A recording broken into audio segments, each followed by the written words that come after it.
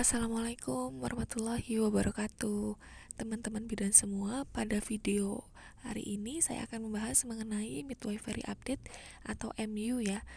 Bidan itu seperti apa, kapan, di mana, dan ngapain aja. Jadi simak terus videonya ini ya. Saya akan bahas lengkap di sini. Jadi sebelumnya saya itu mendaftar MU bidan di ranting tempat keanggotaan profesi saya itu, dan menunggu selama 2 sampai 3 bulan.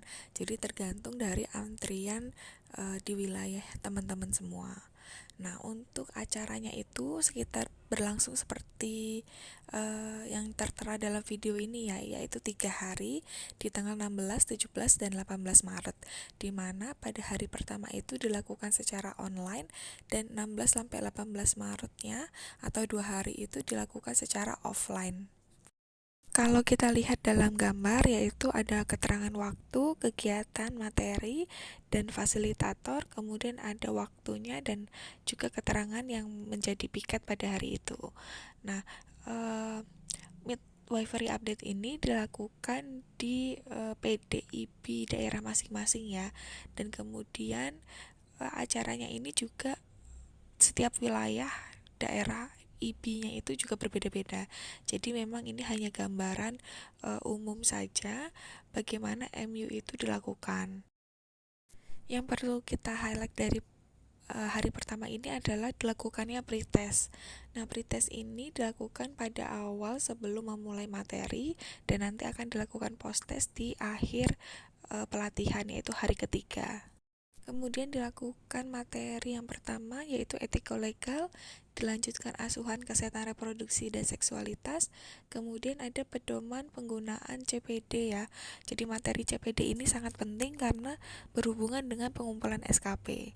Kemudian akan dilanjutkan dengan ISOMA.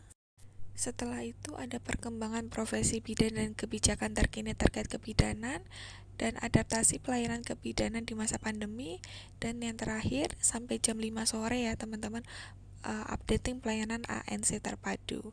Nah, total waktunya itu sekitar 420 menit. Untuk hari kedua itu ada review hari pertama. Jadi ini dilakukan oleh teman-teman bidan, nanti dibagi kelompoknya dan mempresentasikan secara singkat. Jadi satu kelompok itu 1 menit sampai 2 menit ya, mengenai materi hari pertama. Kemudian akan dilanjutkan materi oleh dokter ya. Ada dokter anak dan dokter SPOG, di mana ada asuhan kegawat daruratan, maternal, dan neonatal. Kemudian dilanjutkan dengan asuhan bayi baru lahir, bayi, balita, dan anak prasekolah. Kemudian dilanjutkan dengan isoma dan juga dilanjutkan mengenai teori dari APN dan partograf. Kemudian penugasan partograf dan pengisian Google Form evaluasi pelatihan dan penutupan hari kedua. Jadi penugasan partograf ini nanti dikerjakan di rumah, baru besok paginya itu akan direview. Dilanjutkan pada hari ketiga, yaitu penutup ya, atau dilakukan secara offline. Nah, di sini ada review materi hari kedua. Seperti yang saya bilang bahwa akan dibagi kelompoknya, yang mana pengisian dari SKP yang kita punya. Kemudian ada presentasi partograf dari penugasan yang semalam. Ya, presentasi ini nanti akan ditunjuk 1 atau 2 orang aja. Kemudian akan dibahas secara singkat. Kemudian ada APN 1, APN 2, penanganan perdarahan postpartum, resusitasi bebel, dan pasang cabut IUD. Nah, pada sesi ini itu akan dilakukan secara praktek ya. Jadi akan dibuat kelompok.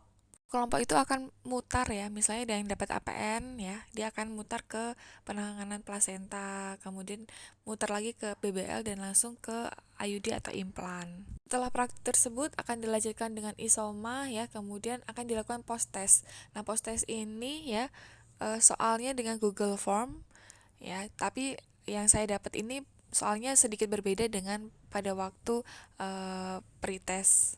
Post test itu akan dilakukan pembahasan ya, setelah semuanya sudah mengerjakan dan dilakukan pembahasan satu persatu. Nah, soalnya ini sekitar 50 di tempat saya melakukan MU.